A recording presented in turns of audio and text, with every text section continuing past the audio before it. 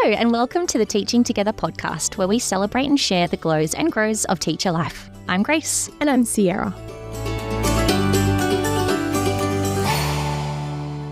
Each episode on the podcast, we like to share a glow or a grow from our classroom or what's been happening for us in our teacher lives at the moment. And this is our last one for the year.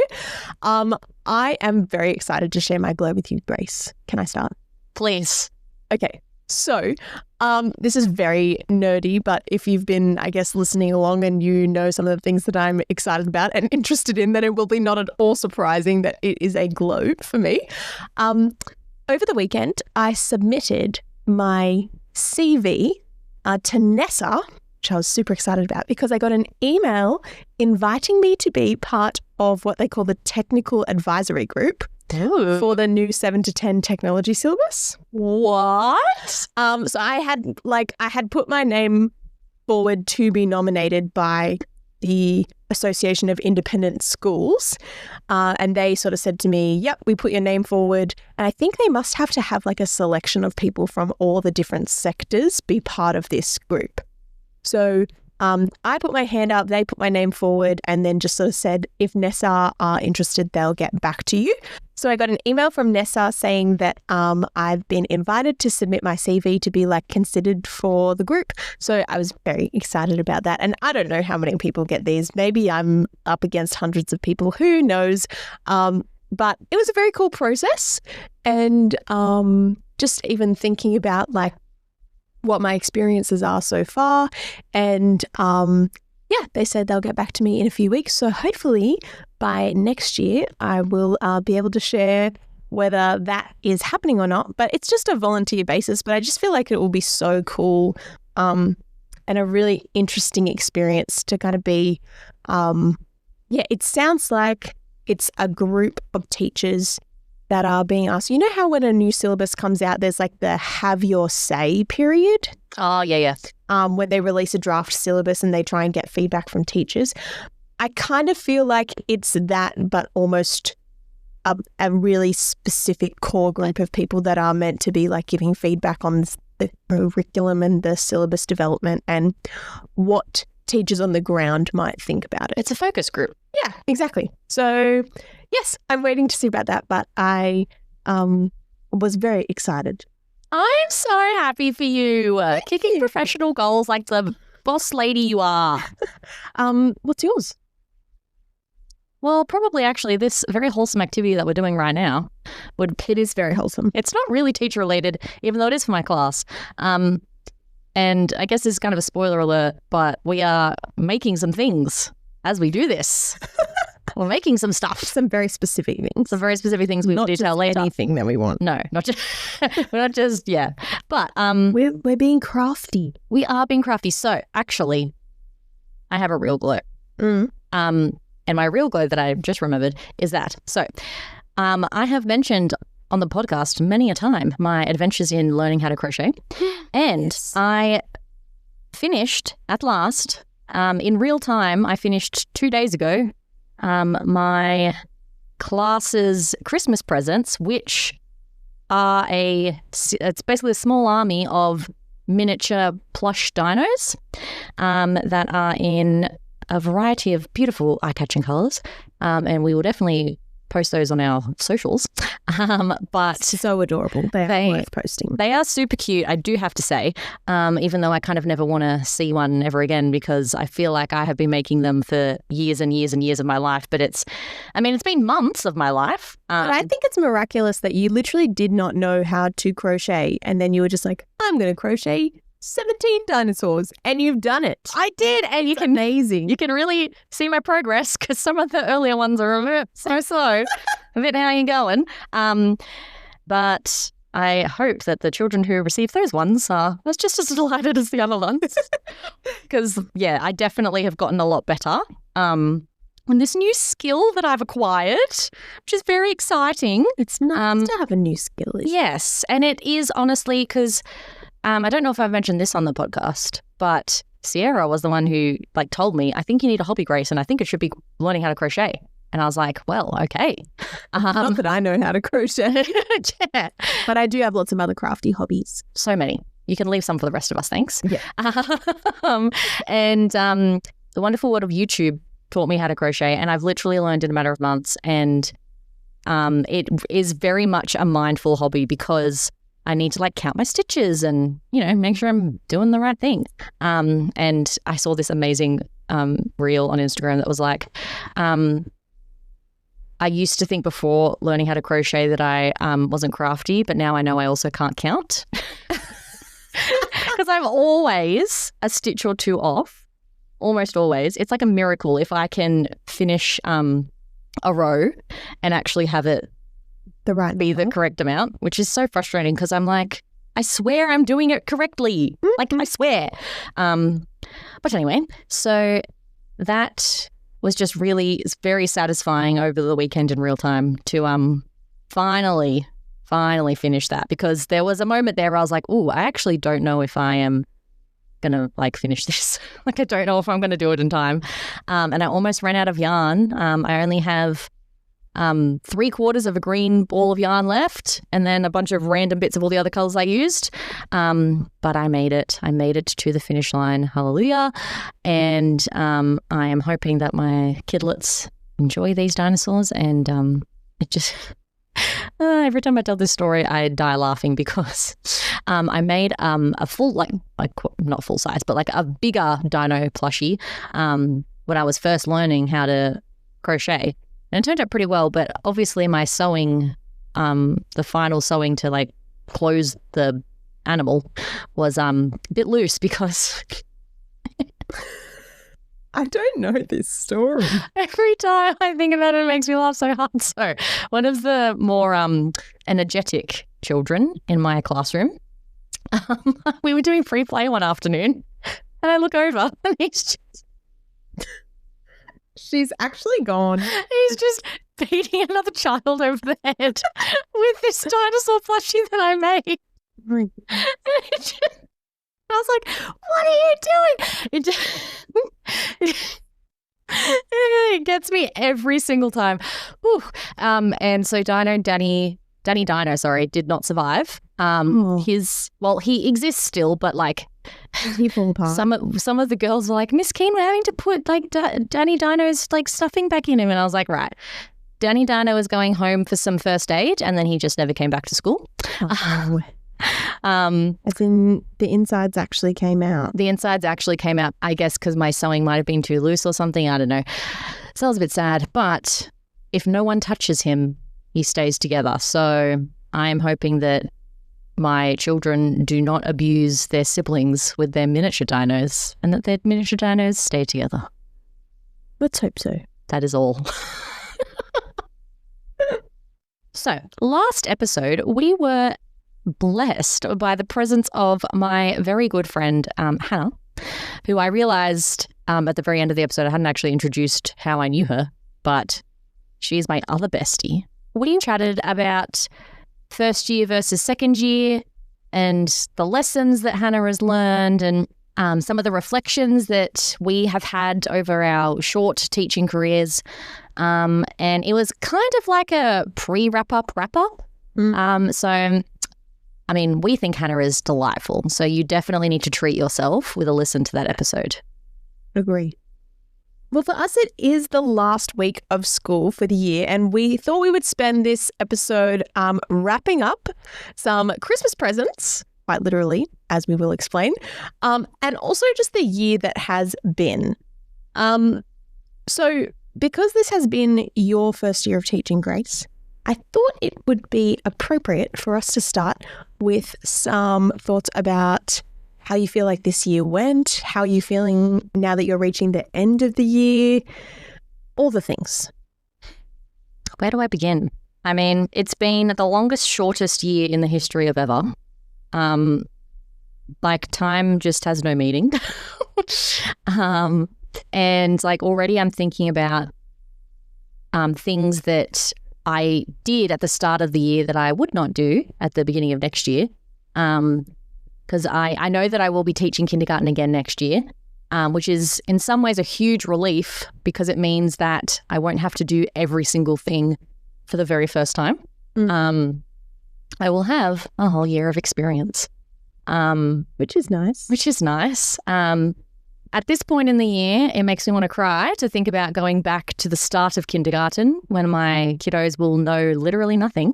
Actually, that's not fair because a lot of them come from our pre-K program at my school, and that is very high quality, and they like learn how to read and write basic stuff, and they can count, and they're even doing some addition. Like the pre-K program at my school is fantastic. So if they've come from pre-K, they do know some things, but they're just even less independent than they are now, and that just makes me want to cry a little bit. However, that's not for another couple of months, so that's good. But yeah, I actually received a really nice email from a parent over the weekend that said thank you for all the effort that I've put in. It's like, thank you for noticing because, this is a hard gig. But also they noticed a lot of growth in their child, like academically, but also like personally. That's so good. Yeah, in terms of like maturity and stuff like that. Because that really is a big part of like early stage 1. Yes. Yeah, exactly. And like I've said a gajillion times, we focus on inquiry and concept-based learning at my school. And this parent said that he's noticed his daughter asking like really interesting questions. So cool. I was like, oh my gosh. And he was like, and that's a result of what you have done. And I was like, oh my gosh. So yeah. Yeah, it's actually, I'm having some mixed feelings about, having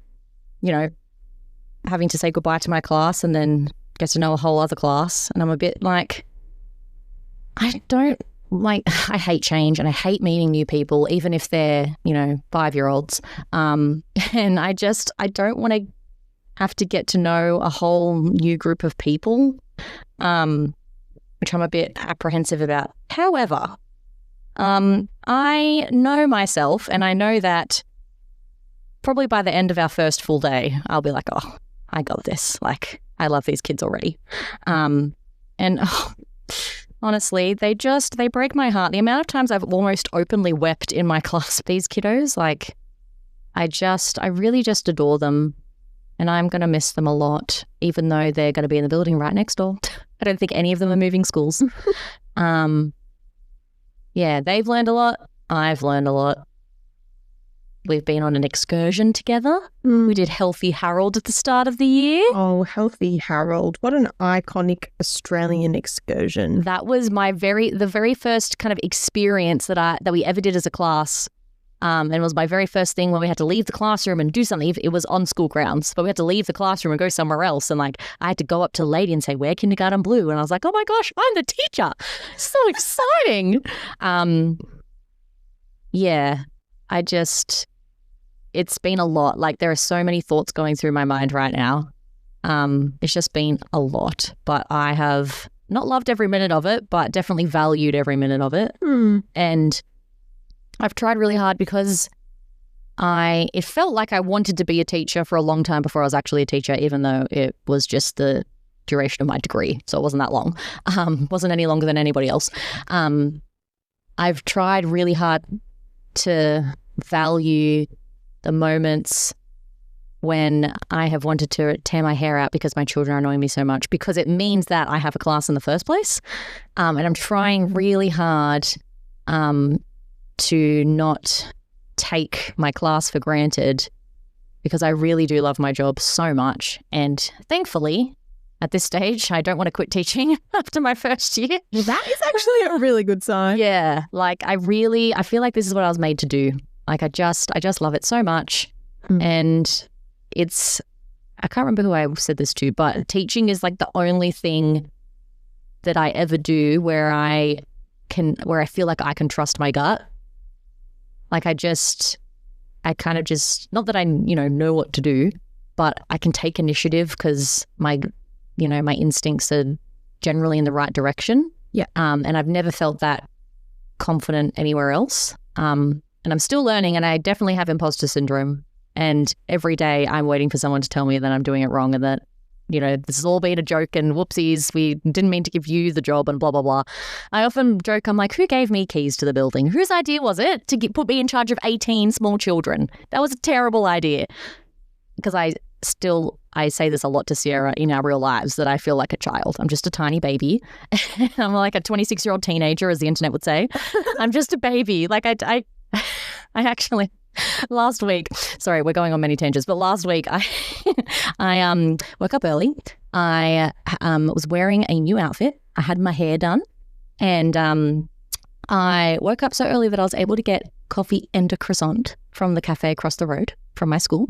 That's so delicious. And I rocked up like half an hour early, and I had my sunglasses on, and I was like checking myself out in my car window as I was closing the door, and I was like, what a slay, honestly. I am like at peak girl boss mode right now. Look at me go. I am adulting to the max. I've got my full-time job. I've got my coffee and my croissant. I look amazing. Walking in, like, I was like, this is the best. Like, that was a high. That was a real high. That was your glow of the week? That was my glow of last week. Like, I seriously still have to pinch myself sometimes when I'm getting ready to leave the house and go, oh, that's right, I have a grown-up job. Like, I work full-time. I have to go to staff meetings. I mean, I hate staff meetings with every fibre of my being, even though they are very valuable, and my school does them really well and tries really hard to make everything an email that could be an email. That's helpful. Yes, so helpful, and the wellbeing culture at my school is amazing. But I also try and enjoy the staff meetings because I'm a teacher and I need to go to them because I'm teaching and I'm learning stuff and it's all relevant. Like, doing PD when I was a teaching assistant was the worst thing in the entire universe. There is no relevant PD for teaching assistants. And like, even at my wonderful school, it's just like when the teachers are learning stuff, it's like, go laminate this thing. And I'm like, sorry guys, I get to do the meaningful PD now. But I get to do the meaningful PD because I'm a teacher and I have my own class and I have my laptop and I'm stressed because I have to do work and I have to write reports. It's so exciting. So, yeah, it's funny because today I was complaining about how much my students were annoying me because they refuse to stop talking while I'm talking and are just generally being rude and disrespectful. But I think they've checked out as much as I have checked out. It is hard at the end of the year, isn't it? Yes. And yeah, I mean, I know that on the last day I'm going to be just a pile of tears. I am going to be so emotional, and I'm going to be like, oh, I wish I never had to say goodbye to you, but I need a rest, I need a break. I am very attached to these kiddos, and they are my first class. But yeah, I think, in summary, I have really valued a lot of this year, and I have learnt so much this year.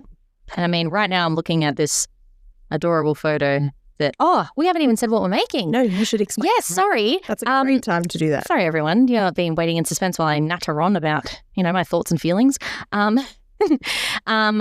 So what we are doing, the reason this is a relatively free-spirited episode is, so to go with my dinosaurs, it's kind of last minute because I'm hoping to hand them out in real time tomorrow. We are... The beautiful Sierra has, I haven't even been making anything while I've been talking, oh my gosh, has lent me, well, not lent because these are going to be gone forever, has let me use her polymer clay collection to make some little fridge magnets with a really cute, if I do say so myself, class selfie of us and our book parade day back in August. So we are currently... Sierra is absolutely killing it and I'm just making boring rectangles. But we are currently making the frames out of the clay to go on these little pictures that I printed out. But yeah, so we are just crafting our way through the evening. And Sierra is definitely much more artistic than I am. I'm literally I can't even make like a blob. It's actually a lot harder than I thought. It's more difficult to create a consistently shaped blob. I'm really excited for these because I've taken the Google Photos album of my children has literally like 1,000 photos in it. Because I have to take them for Seesaw so parents know what's happening.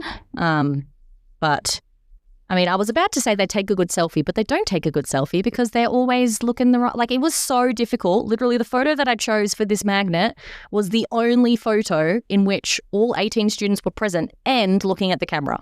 I think actually one of them isn't. One of them is not. One of them has his eyes closed. I pointed out to Sierra before that because it's book parade, even though Mario was in a book character, Mario from Mario Kart made an appearance in our class, and the adorable little boy who's wearing the costume, his Mario moustache is hanging off his chin, which is just so cute.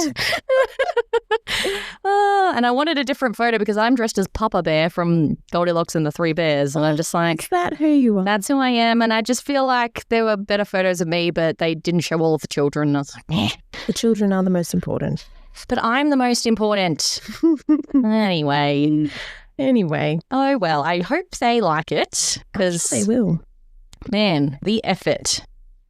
I feel like you should brag about your thrift store haul. Oh, well, this is what I was about to say. It's like the effort that goes into gifts for students and gifts for teachers is just like, this is fun. I'm glad we're doing this, but it's also a little bit insane. Like, I don't ever remember as a primary school student receiving an end of year gift from my teacher. Do you? I feel like some years I did. Like when I had a male teacher, no. I feel like some years I did, but I don't actually think I like have any of them, and I can't recall any, but I feel like some existed. Yeah, okay. Because I mean, my primary school experience is a little bit bizarre. I was actually homeschooled for a few years, but then all but one of my other primary teachers were males. So maybe that's why I didn't really, if you're saying you didn't, if you had a male teacher. Yeah, and I think like even the male teachers that I work with now are kind of like meh.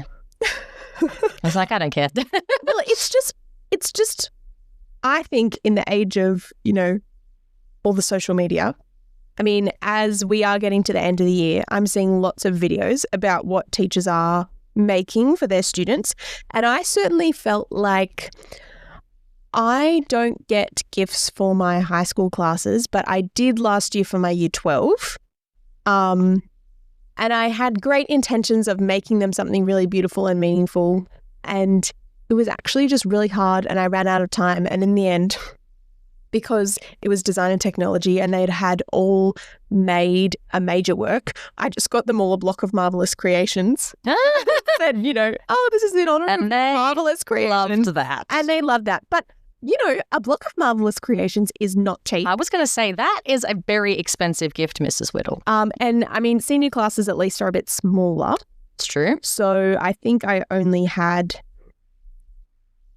11 or 12, but still a lot of money on chocolate. I think I spent about $50 that you didn't even get to eat on chocolate, but I didn't get to eat. That's right. So it was leading us to think a little bit about sort of where I guess this came from, and maybe are there too many expectations on teachers and on students for teacher gifts? I don't know. I feel like it's a little bit insane. Like, my mum is a teacher's aide in a beautiful pre-K class at a different school, and she was absolutely showered with beautiful gifts, and not cheap tokenistic gifts either. And I was just like, it just really made me think about, firstly, Christmas present buying, just generally. And this year, I'm trying to think really, really intentionally about what I buy for Christmas presents, because I'm just really trying to not only be mindful of unnecessary spending, but also just mindful of unnecessary things. Like, we just have so much stuff. Even in this room that we're in right now. There's way too much stuff in here. That's why we're using up the polymer clay for this activity, because I just needed to get rid of it. There is literally a whole tub. I mean, I love how it's organized chaos. Things have their place, but and I don't mean that as to disparage you, but there's and in my little granny flat, I'm very mindful of all the stuff that I have because it clutters up the place very quickly. And because I've been renovating my house for so long, it's kind of like, I've tried really hard to be intentional with what I've had so that when my house was complete, I didn't just suddenly find a place for things, you know what I mean? And then just have them sit for ages. I was actually, even before like the bedrooms were finished and there was room to store things, I was trying to be really diligent with decluttering, because I don't know how I accumulated so much stuff in just a couple of years, and it's just insane. So I'm trying really hard to not waste money, but to also just like, I don't know, be more mindful about space and clutter and what do people need. And I know that Christmas it's not, gifting isn't always about what do people need. Like sometimes it's just an opportunity to gift something for the sake of it. But I think we're also like, I've been chatting with a few friends lately about how it seems more and more like Christmas gifts are kind of just becoming can you just chip in towards this thing that I want? Like it's almost taking the joy out of the giving and the choosing for the giver. Yes. If you're just going to flick someone, some cash towards their bigger thing that they've been saving for, which, yeah. Anyway, I know that there's time and place for all those things, but it's actually just really fun to pick things for people that you think they might like, or that have like some sort of meaningful or interesting backstory, and it's not on a wish list. You've actually just used the creative part of your brain to pick something yourself. Such as, case in point, Sierra gifted me these adorable dinosaur Christmas earrings. The dinosaurs are wearing Santa hats and they're carrying a Christmas tree or a present.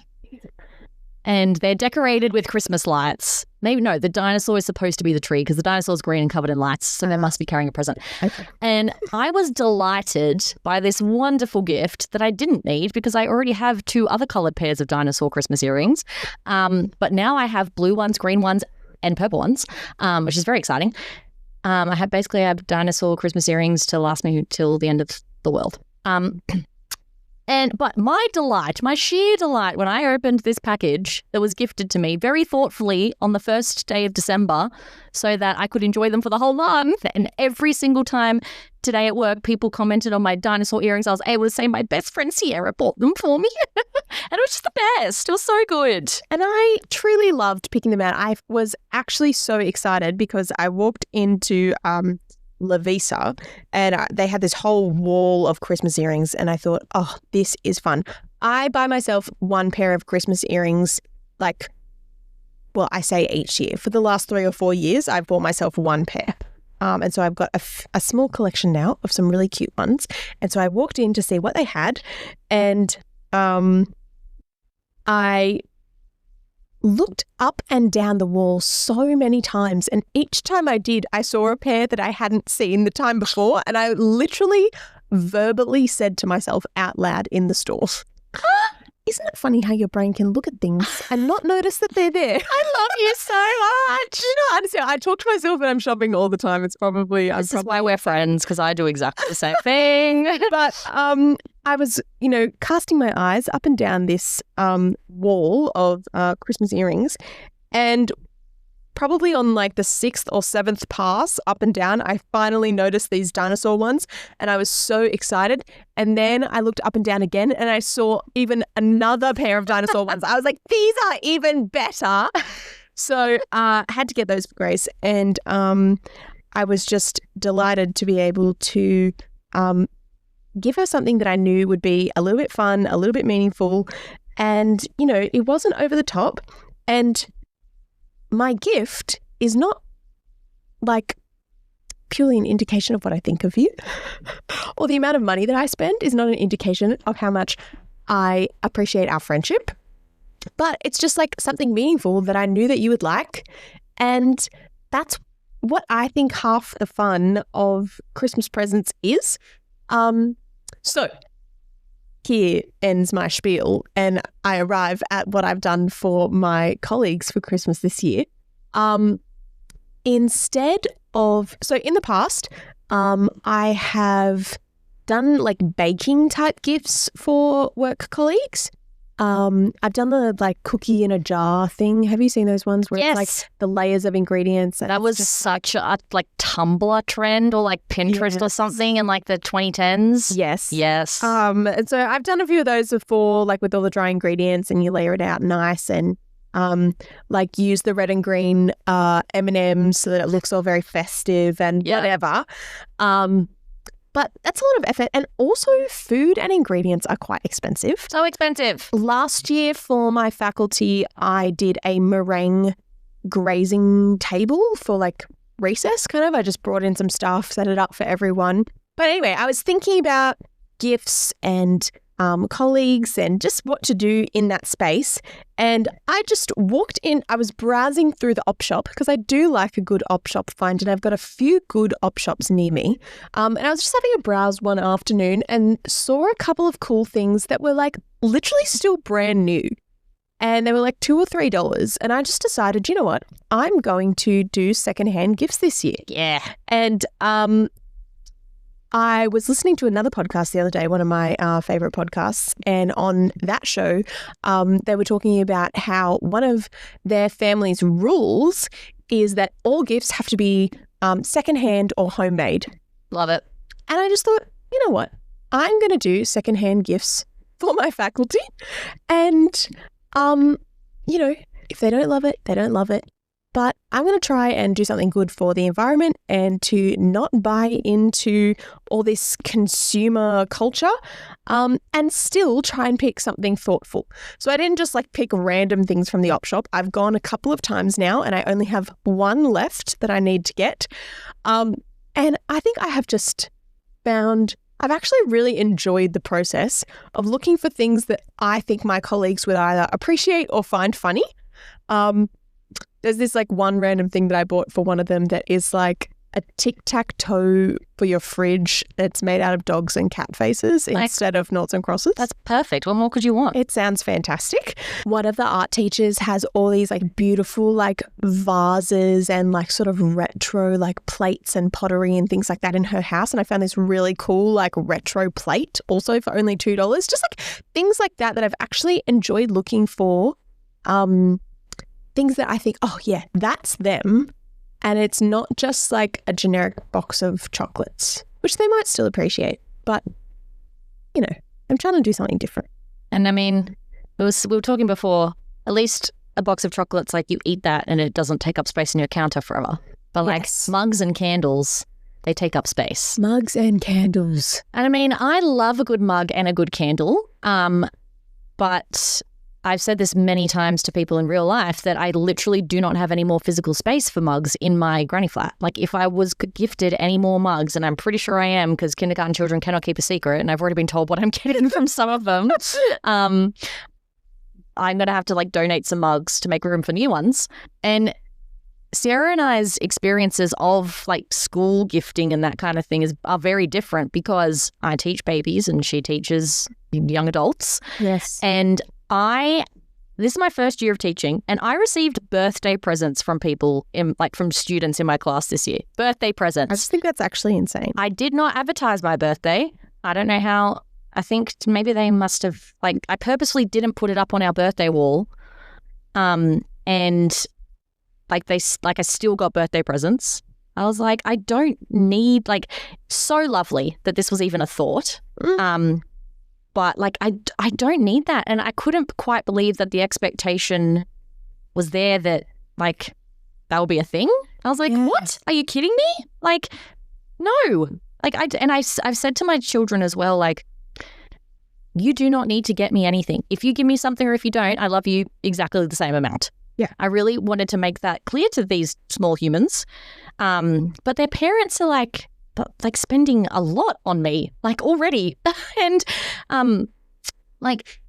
there have even been students, because we're in kindergarten, your 6th birthday is a big deal. And I think almost every student in my class had a birthday party this year.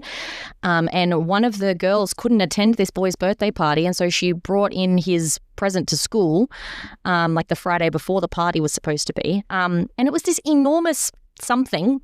It was huge and looked very expensive. And I was like, you guys aren't even really friends. I don't it was insane. And I mean, I love opening a present.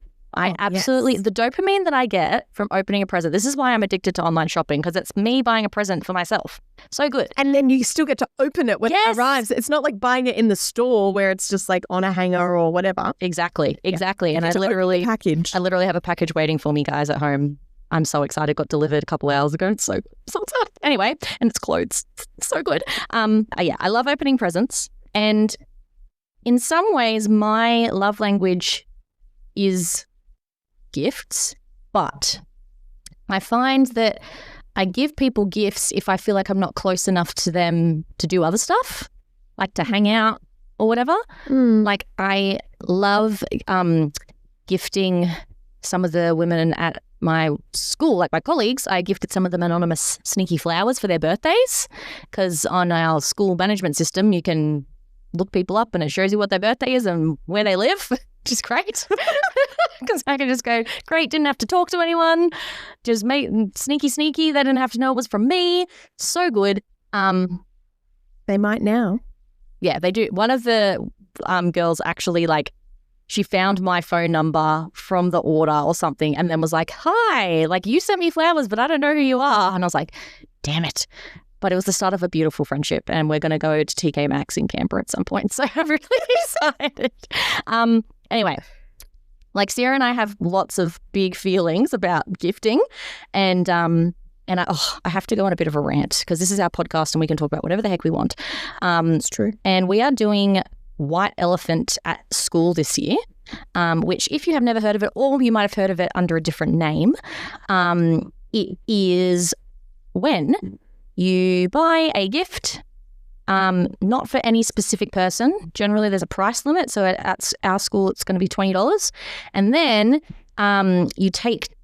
you go around the circle and everyone has like a turn, and you get to open a present or steal someone else's present, and then someone can steal your present. And then you kind of just end up with whatever. And it's actually probably been the first thing that my school has done that I've actually disagreed with, which is good that it's, something that's pretty superficial and like low stakes. But it just takes all the meaning out of gift buying. Like, so you have to pick something that's like reasonably generic. Yes. And like, I don't understand the idea of a joke gift. Like, that to me personally is not entertaining. And I know that like lots of people will find that very entertaining. And you know what? Good on you. It's not hurting anyone. It's bringing joy to your life. You get a present out of it. But for me and the way that I view gift giving, I just am very cranky. Thankfully, it's not obligatory. We have been told we can abstain if we choose. And I will be abstaining just because I know it seems like not important, but I have quite strong views about this subject. And so I will be abstaining from White Elephant. Like what we're doing right now, spending our evening hand making these magnets for my children, that is the kind of gift that I am about. Like, yeah. Like the amount of pictures that my kiddos have drawn for me over the year, especially when we have free play, and they love making me little presents. And I literally have a drawer full of them because I can't give them away. Like I can't throw them out because I just think about their cute little faces and their tiny little hands, and they're drawing the cards, and they just love me so much, and I love them so much. And how can I throw it out? You will probably have to reach a point. I will. I'm going to have to cull. I try to cull at the end of every term because I only have, it's like a tote tray, this box. Like it's not deep. And like stuff that I don't know what it's supposed to be, or it doesn't. It doesn't have a name. That's goodbye. There's stuff that very clearly is going to stay with me forever and like move houses with me and whatnot and survive the apocalypse. But there's there's some stuff that is definitely that's an easy goodbye. But I have to share, Sarah, what you bought your wonderful husband for his birthday this year. Oh, yes. I was like, what have I bought my husband? Oh, yes. Because you guys, you said that you don't really do birthday presents unless there's something that you absolutely are like, that is a great present specifically for you. Yes. It's not that we don't do birthday presents. Like, I'm not taking a stand against that. We're just not very good at it. And so, yeah, we just tend to from year to year, we might get each other a really great present, and then the next year it might be literally just, oh, we'll just go out for dinner. Because, yeah, we're just not great. Gift giving is not either of our love languages, and we're just not fantastic at it. And we're both a little bit too last minute people to ever put enough time into that. But this year I did have a win. You can continue. It is the most delightful story. And I just wanted to say on the back of that, like, you guys are not people who would say, as Michael Scott says in the Christmas episode of season 2 of The Office, my present says I love you this many dollars worth. That's not what the present is saying. That is not the case here. And just this story is the case for my thoughtful gifts, because Sierra found a pair of Lightning McQueen Crocs. I did. On, was it Marketplace? It was. And they were honestly quite expensive, like over $100. I think they were about $150. Yeah. Like, for a pair of Crocs, guys.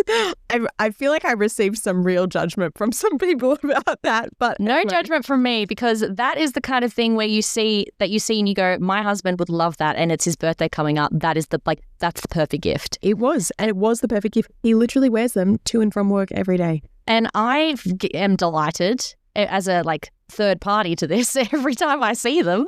Like, when I rock up to your house and I see them on your little shoe rack, I'm like, oh my gosh, the Lightning McQueen Crocs.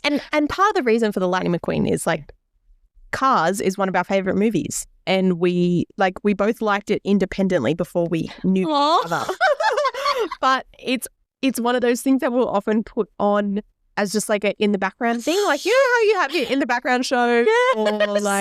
Or let me just put on a movie that I can enjoy but I don't actually have to think about.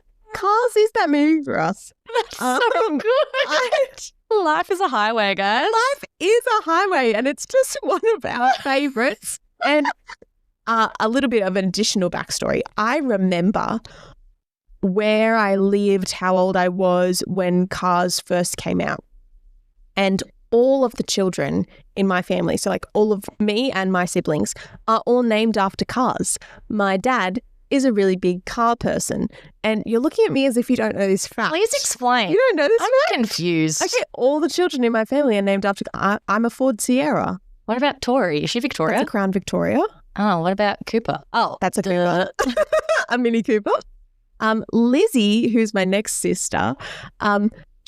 Lizzie is in the movie Cars. You know, Lizzie, the old skinny car that sort of, do you know the one? I haven't seen it. It's so long. I'm going to say you haven't seen it. I have definitely seen it, and maybe this weekend it'll be a comfort rewatch. Maybe it will need to be a comfort rewatch. Because I don't remember Lizzie. Okay. I'm so sorry. Lizzie is one of the characters in Radiator Springs. Right. But she's called Lizzie because she's a T model Ford, and the T model Ford, which was an actual Ford, was nicknamed Lizzie.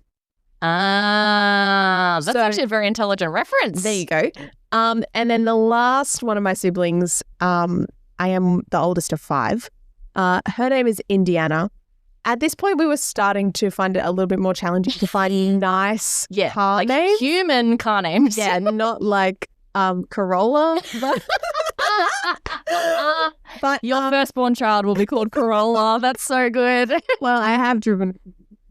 I learned to drive in a Corolla, and I still drive it. 10 years strong. There you go. They are pretty reliable. I mean, she's almost got 500,000 a reliable friend called Corolla. That is so good. Please. But so my youngest sister, her name's Indiana, and she is inspired by the Indian Motorcycle Company. Oh, I can buy that. That's nice. Also, if we want to really stretch it to the Ford reference, Indiana Jones was played by Harrison Ford. I like that. The Millennium Falcon. That's like an internet conspiracy theory kind of like. All of the siblings in my family are named after cars. And so I think that was another reason for my initial attachment to that movie, because that was just something I watched a lot growing up. Awesome. It is just a comfort rewatch, and it was delightful to find out that my husband had the same comfort rewatch. And so when I saw that Lightning McQueen Crocs were a thing, because the other thing is, years ago he just bought these really cheap Big W Crocs, and we intended to have them for the purpose of a particular holiday that we were going on, a beach holiday.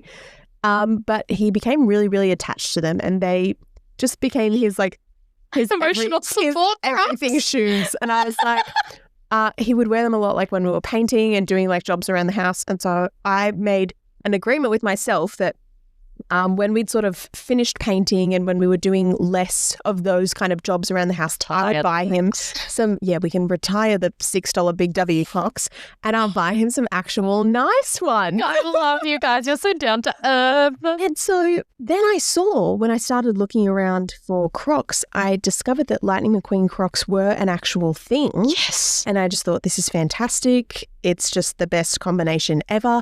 But they were no longer available in Australia. They were a limited run, and couldn't get them anymore. So that's why I started looking on Marketplace. And this lady had heaps of them because she'd gone to LA, found them in the Crocs store over there, and filled a whole bought them all, filled a whole suitcase with them, and brought them back to Australia. Is this the reason she went to LA? No, I don't believe so. But it's... And she netted a tidy profit, I have to assume. I think she probably did. But look, the $150 Lightning McQueen Crocs... Money well spent. Money well spent. And I won't need to do another birthday present for quite a few years now. Amen. Well, we probably need to go and wrap up these magnets. That's a knee slapper, that one. But thank you for joining us for our very first year of teaching together. I remember talking to my principal about starting this podcast, and he was like, and at the end of the year, you'll have like this great record of your first year of teaching. And I was like, oh yeah, in a million years, like it felt like forever away. And now literally that's where we are. Yeah. So we are going to have a little break over the school holidays, maybe drop a couple of bonus episodes here and there for your holiday enjoyment. But for now, find us on all of the socials, especially to have a look at my beautiful, adorable dinosaurs that are amazing. And the magnets that we have made together. I'm so excited to tell my class that my teacher friend, Mrs. Whittle, also helped me make these. But yes, we're on Instagram. We are on Facebook. Listen to us wherever you listen to your podcasts. Give us an honest review. And if that honesty is 5 stars, we will love you for that. We'll also love you just for your honesty in general. Have a very Merry Christmas and a very safe and happy New Year. And we will see you next time. Bye.